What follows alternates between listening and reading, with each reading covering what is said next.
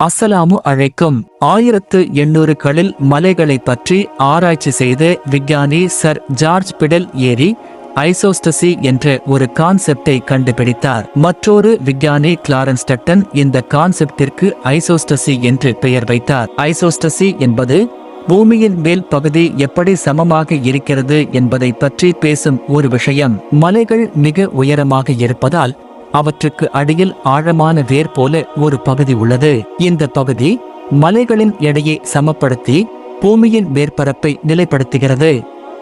இதனால் பூமியின் மேல்பரப்பு நிலையாக இருக்கிறது.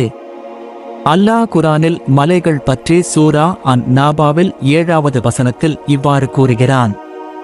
நாம் இப்பூமியை விரிப்பாக ஆக்கவில்லையா? இன்னும் மலைகளை முளைகளாக ஆக்கவில்லையா? இந்த ஐசோஸ்டசி கான்செப்டை 1400 வருடங்களுக்கு முன்பே குரான் கூறிவிட்டது.